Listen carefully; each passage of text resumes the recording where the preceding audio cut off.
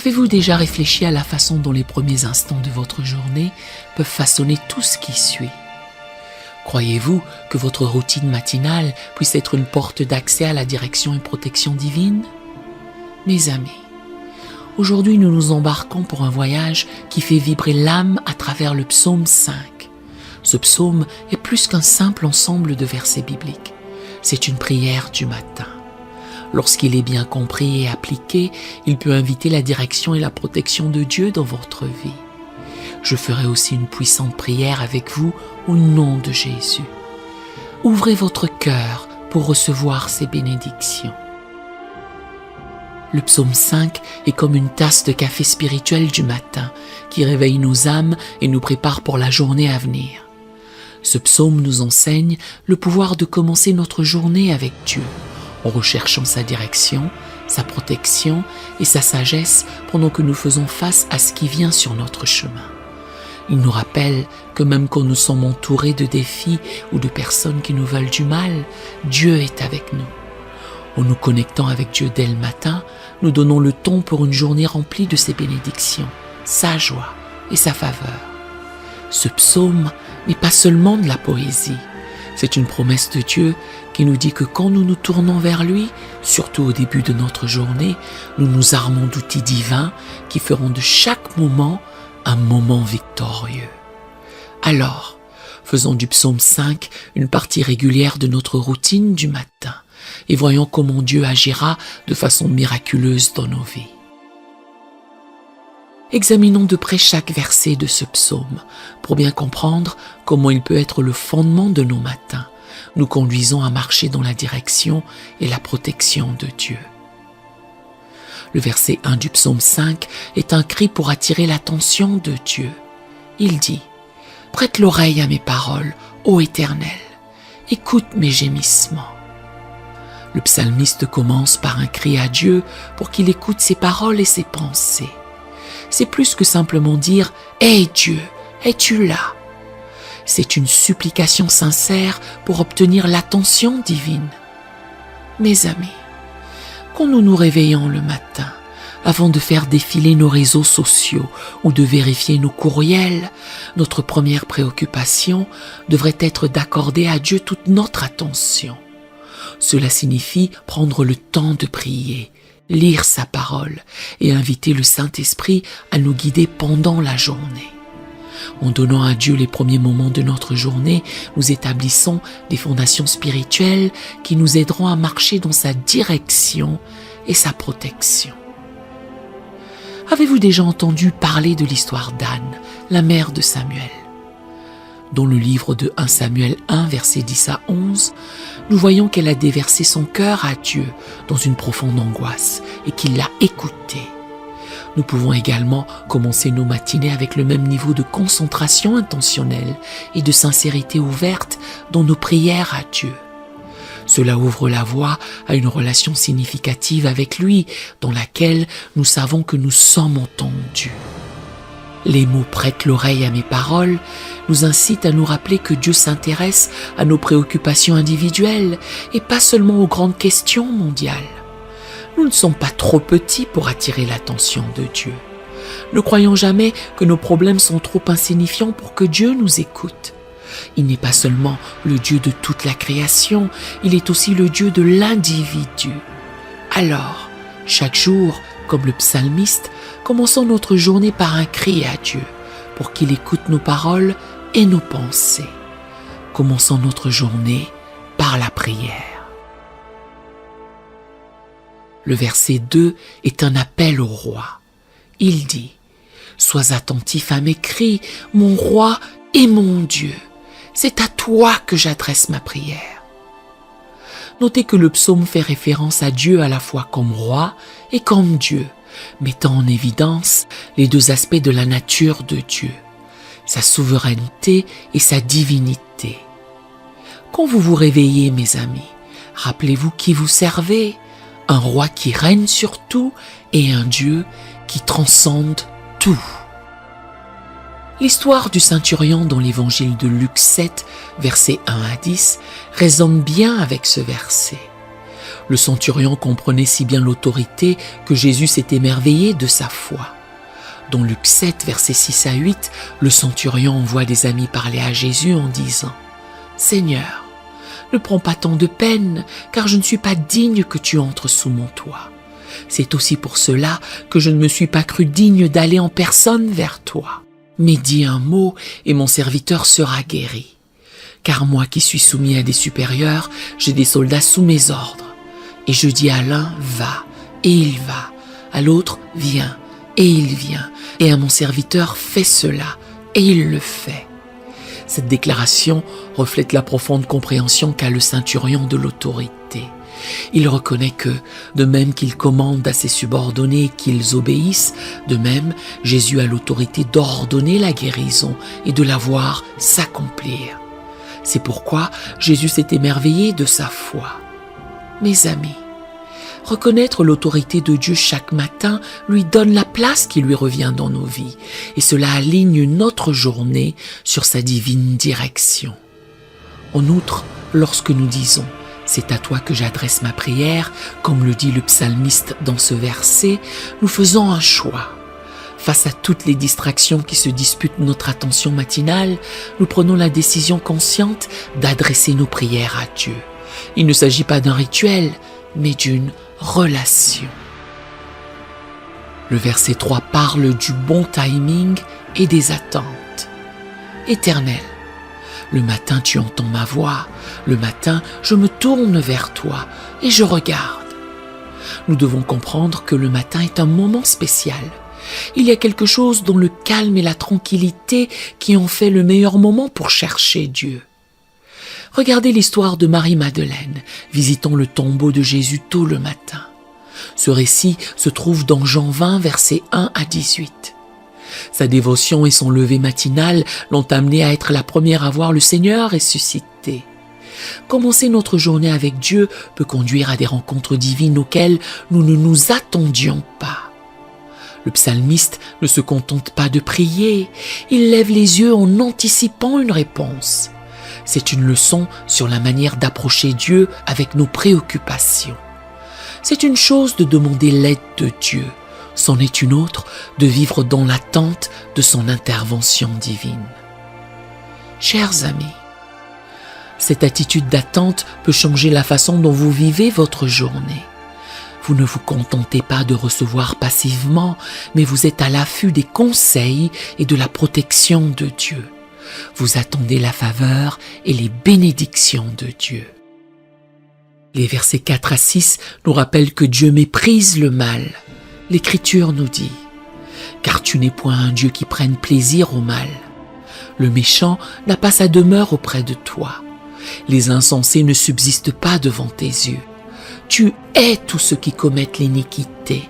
Tu fais périr les menteurs. L'Éternel abhorre les hommes de sang et de fraude. » Ici, le psalmiste met en évidence la pureté et la justice de Dieu.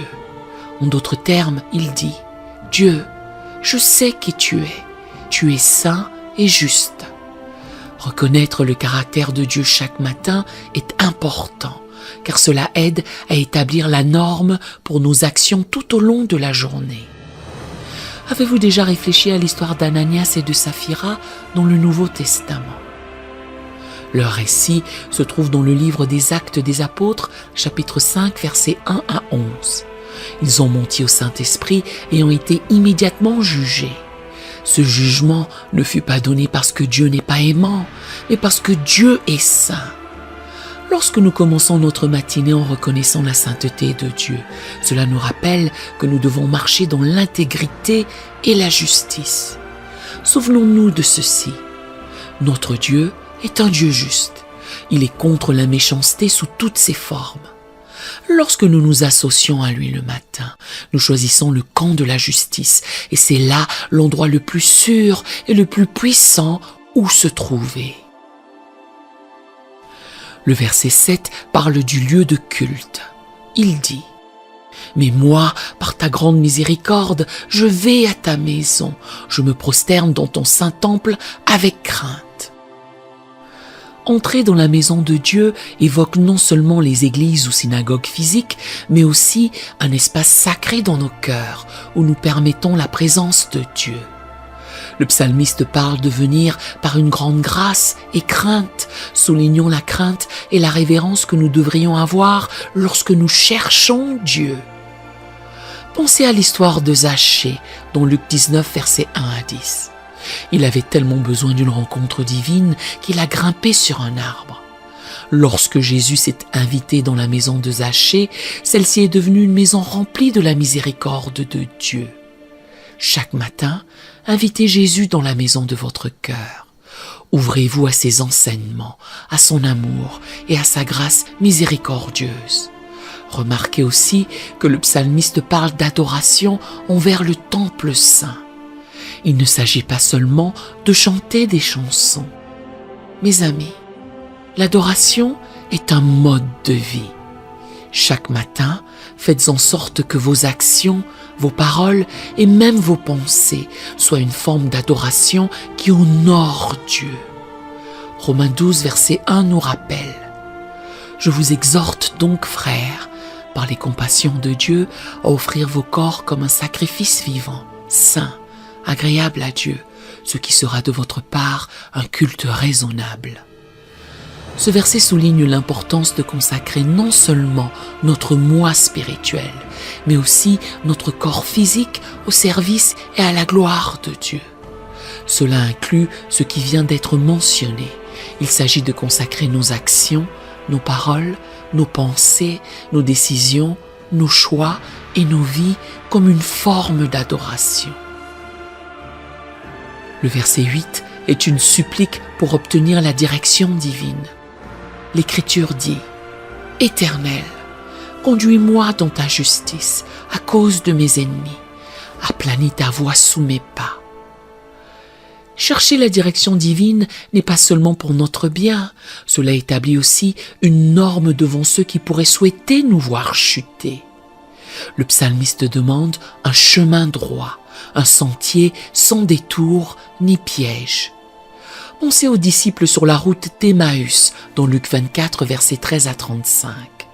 Bien qu'ils aient d'abord marché dans la déception et la confusion après la crucifixion de Jésus, leur chemin est devenu clair lorsqu'ils ont reconnu le Christ ressuscité. Dans nos vies, nous ne voyons peut-être pas physiquement Jésus, mais lorsque nous l'invitons dans nos matinées, nos chemins deviennent plus dégagés, plus droits et plus faciles à parcourir. Lorsque vous vous levez chaque matin, demandez à Dieu de frayer son chemin devant vous. C'est une prière qu'il prend plaisir à exaucer. Elle aligne votre vie sur sa volonté, vous invitant à bénéficier de sa protection et de sa direction tout au long de votre journée. Les versets 9 à 10 attirent maintenant notre attention sur la reconnaissance de la folie des méchants. Écoutez la parole de Dieu. Car il n'y a point de sincérité dans leur bouche, leur cœur est rempli de malice, leur gosier est un sépulcre ouvert, et ils ont sur la langue des paroles flatteuses.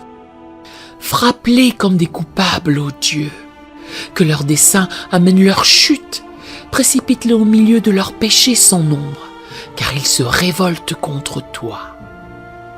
Le psalmiste ne nie pas la réalité du mal dans le monde. Il y a ceux dont les intentions sont loin d'être nobles.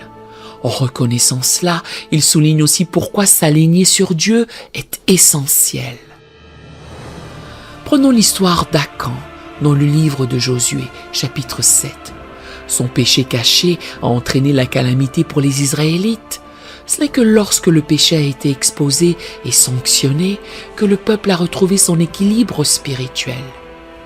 De même, le fait de reconnaître les influences de la méchanceté et de prier contre elles établit les limites de la protection de Dieu dans nos vies. Enfin, les versets 11 à 12 mettent l'accent sur la promesse de joie et de protection. Ils disent « Alors, tous ceux qui se confient en toi se réjouiront. Ils auront de l'allégresse à toujours et tu les protégeras. Tu seras un sujet de joie pour ceux qui aiment ton nom.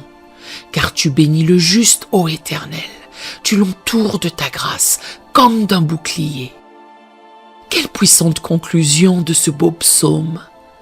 Le psalmiste résume les avantages de mettre notre confiance en Dieu. La joie, la protection et la faveur.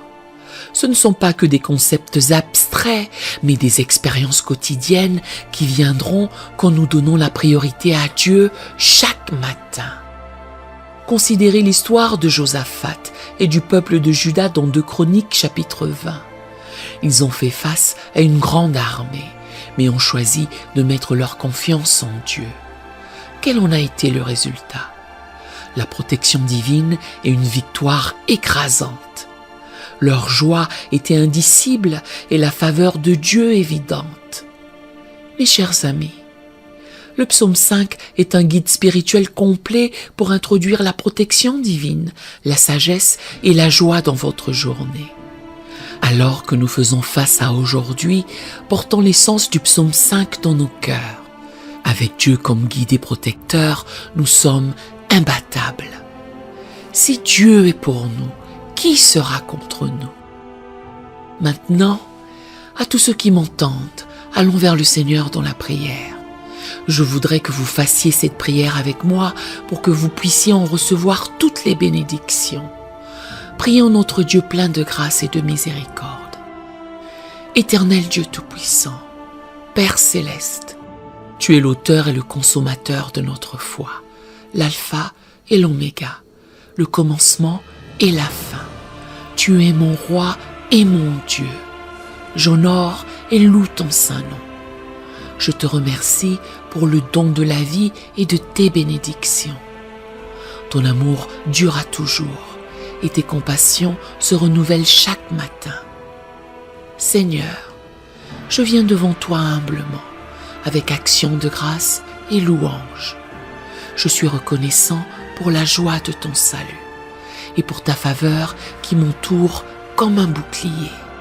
C'est la journée que l'Éternel a faite. Qu'elle soit pour moi un sujet d'allégresse et de joie. Je te demande de pardonner mes péchés et mes manquements. Purifie-moi de toute injustice, comme je pardonne aussi à ceux qui m'ont offensé. Au nom de Jésus, je répudie tous les plans de l'ennemi pour me faire dérailler, moi et mes proches. Je déclare que les plans et pièges de l'ennemi seront réduits à néant. Père, guide-moi dans toutes mes voies, alors que je ne m'appuie pas sur ma sagesse et que je te reconnais dans toutes mes voies. Je prie pour tes continuelles bénédictions dans ma vie. Que ce jour soit rempli de miracles inattendus, de rencontres divines et d'opportunités qui viennent de toi seul.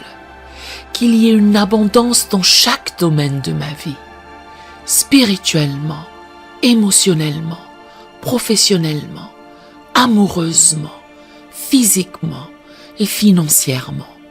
Seigneur, je te suis reconnaissant que ton désir est que je prospère et m'épanouisse dans cette vie, comme mon âme prospère en toi. À mesure que je prospère, fais de moi un canal de bénédiction pour les autres et une contribution à l'avancement de ton royaume sur terre. Je prie aussi pour la guérison. Touche chaque partie de mon corps qui a besoin de ton contact divin. Que ta vertu de guérison coule à travers moi, du sommet de ma tête à la plante de mes pieds, au nom de Jésus. Alors que je présente mes proches devant toi, puissent-ils connaître ta grâce, ton amour et ta paix. Touche nos cœurs et délivre-nous de tout mal. Père, tandis que je dis cette prière avec tous ceux qui m'écoutent, je te remercie pour chaque cœur qui s'humilie devant toi en ce moment. Nous avons tous besoin de ta direction. Éclaire notre sentier et dirige nos pas. Père, tu es notre bouclier et notre forteresse. Couvre-nous de tes ailes et entoure-nous d'une haie protectrice. Protège-nous dans nos allées et venues. Nous déclarons que par les meurtrissures de Jésus, nous sommes guéris et nous demandons que ta main guérissante soit sur nous. Père Céleste, alors que nous attendons tes bénédictions, nous te sommes reconnaissants pour ta joie, ta direction divine, ta faveur et ta protection. Merci Seigneur d'entendre et d'exaucer ma prière, au nom puissant de Jésus. Amen. Nous aimerions vous donner l'opportunité de faire de Jésus le Seigneur de votre vie. Voulez-vous bien prier avec moi? Dites Seigneur Jésus, je me repens de mes péchés. Viens dans mon cœur. Je fais de toi mon Seigneur et Sauveur. Et merci Seigneur pour le baptême du Saint-Esprit en moi. Dans le nom de Jésus. Par cette simple prière, nous croyons que le Saint-Esprit vous conduit sur le chemin de la nouvelle naissance. Allez dans une bonne église qui est fondée sur la parole de Dieu, passez par les eaux du baptême et donnez à Dieu la première place. N'hésitez pas à laisser vos requêtes de prière dans la section des commentaires pour que nous les présentions à Dieu pour votre bénédiction et victoire. Nous invitons humblement tous les croyants sur YouTube et dans le monde entier à se joindre à nous dans la prière pour vous dès qu'ils verront votre commentaire. Sachez que même si vous ne voyez pas de réponse à votre requête, nous avons prié pour vous. Nous portons activement chaque requête à Dieu en accord avec sa volonté. Tenez-vous ferme dans la foi avec nous pendant que nous prions. À Dieu soit toute la gloire. Que la grâce et la paix de notre Seigneur Jésus-Christ soient avec vous tous.